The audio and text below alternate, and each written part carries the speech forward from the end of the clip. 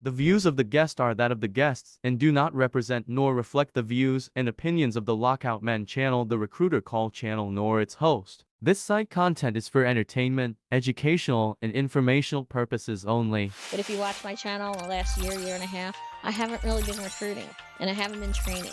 And I really haven't been making videos too much because I don't want to come across as somebody who's dark and dreary and just, blaming everybody and everything. And, as a company driver, I don't personally feel wanted anymore. I really haven't been happy for over a year. And I was hoping that it was going to be like growing pains of people who, were just newly placed in high up positions. Because I don't know what Prime's going to do from 1 week to the next. This episode right here is brought to you by Celsius, because I got my drink ready for this one. And to be honest with you, I never seen it coming, as I never do. I'm going to be honest. I never seen stuff like this come. But it comes, though. It do come. Imagine getting nearly a decade of your life to one company. Loyalty, sweat, passion, 1 million miles on the road. You speak up for them. You defend them at every turn.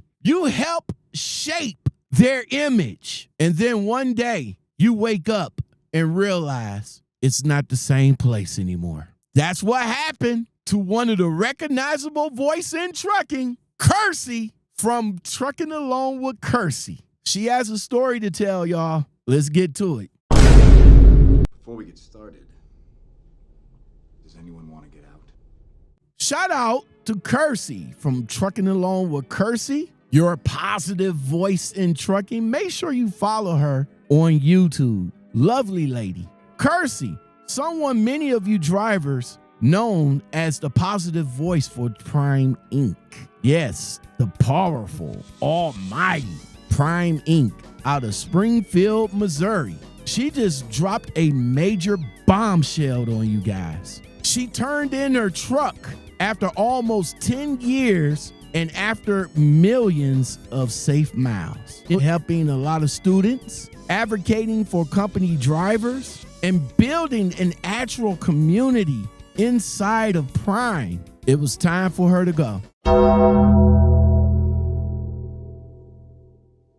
And the way she left, it wasn't about drama, wasn't about beef. It was slow, it was subtle, and it was calculated. She talks about management changes, pure communications, creeping micromanagement, an overwhelming shift from being driver-focused company to being a lease operator dominant. The Kool-Aid, as she calls it, has lost its cherry flavor. Kersey even mentions being able to help drivers behind the scenes, fixing trainer conflicts, mentoring students, and passing along issues to upper management. But now, even that feels stripped away. The final straw, drivers, I'll give you a minute to think about it.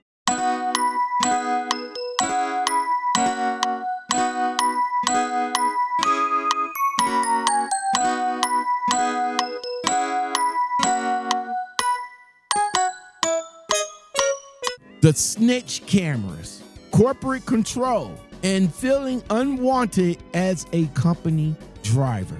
Not to mention the creeping zip code pay discrepancies, team-only policies confusion, and the silence when questions needed to be answered. Kersey made it clear, though, she's not bitter, she's just done with it all.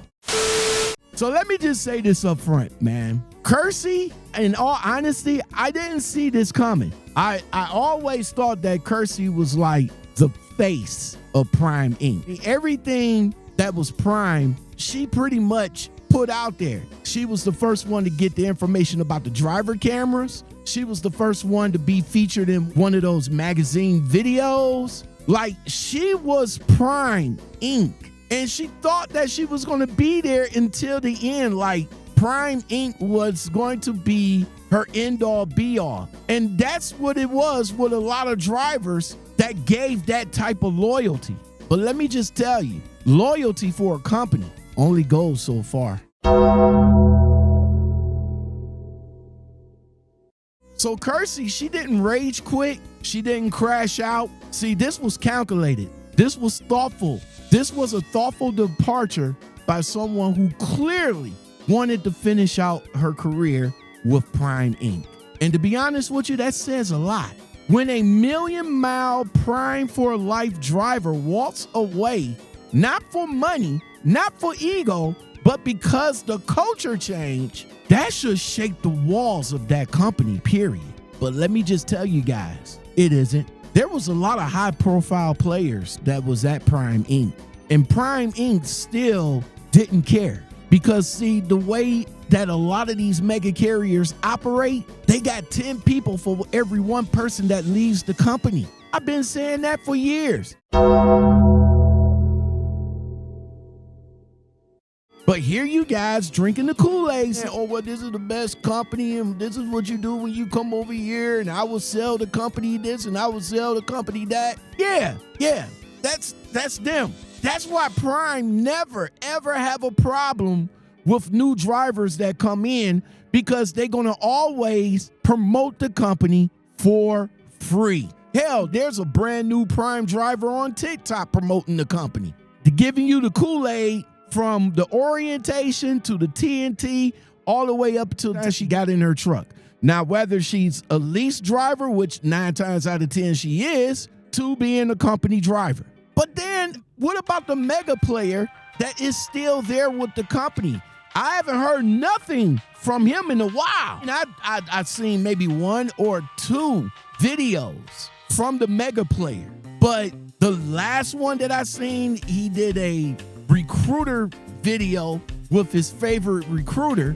But that was like last year sometime. And I haven't seen nothing else since. And now that he had dropped this bombshell on everybody, what's his thoughts on it? She broke down a lot of what many drivers has been whispering about for years.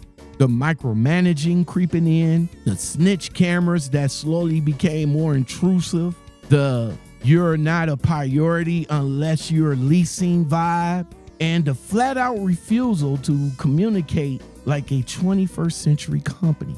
Is Prime Inc. turning into a black ops company? Prime used to be one of the rare ones where drivers felt heard, even empowered.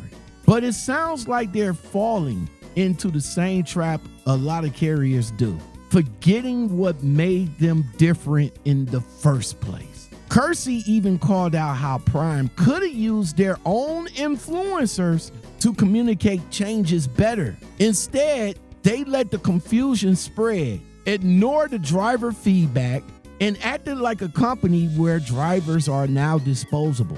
That's a bold mistake in the industry that's built on loyalty and experience. And the micromanagement she's describing, having to send micros after every step, call to verify things that should be automatic, and even scanning bills before calling, that's like death by 1,000 cuts, man. So drivers, this really wasn't a rant. She wasn't here to try to be doom and gloom. This right here, drivers, was a eulogy. What made this eulogy hit harder though was how much she actually loved and appreciated Prime Inc. How much she believed in it and how much she tried to make it better from within. See, if a driver like that walks, how many others have quietly done the same? Plenty. They just haven't spoken about it. Only a handful. But Kersey, being the longevity driver that she is and the biggest influencer of the company, yeah, that's crazy. And you would think Kersey would be that driver that you want to keep, that you want to invest in. Ain't that what you did with your mega driver over there? Like, I wanted to be honest with you, I wanted to know what in the world would happen if the mega driver decides to step away. Not to say that Kersey is in the mega driver over there, but she was one of them. She was the female version. And now that she up and left, that left a big gap in Prime. Now on the male side, we got the mega driver. I don't know. I don't know. He's still there though. I'm assuming. But listen, drivers, there's a lesson to be learned here. Not just for Prime, but for every carrier out there. When you stop listening to the people that's doing the work, you're going to lose them. And once your best advocates are gone, no recurring bonus or lease option promo will fix that. Kersey will be fine. I had the pleasure of talking to her before on the platform. She's already on the bounce back.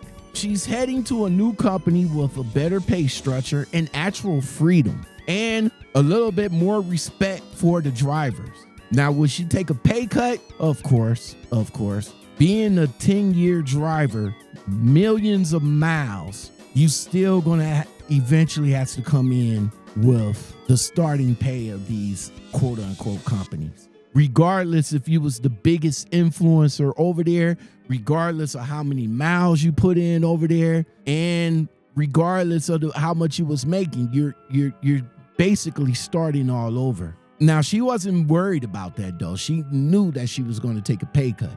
But finding a company that respect her and give her literal freedom, like benefits, that's what it's all about for her. Hold on! Enjoying what you're hearing? Ready for unfiltered trucking talk that tells it like it is? The Trucking Commentary Podcast with Lockout Men delivers authentic reactions and engaging conversations about the latest trucking content from across YouTube and TikTok. Help us reach more drivers like you. Hit that like button and leave a comment to boost our visibility in YouTube's algorithm. Your support helps us deliver more of the no-nonsense trucking commentary you've come to like from Lockout Men. Drivers, if you're watching this and you feeling like your company is starting to change in the wrong direction, y'all better start taking notes, especially if you start feeling micromanaged and unappreciated and unsure what the policy is coming next week. By this time, this might be you in another year. Shout out to Kersey, man. Trucking with Kersey on YouTube. Guys, make sure you head over to her channel and make sure you give her a follow and let her know Lockout Men sent you.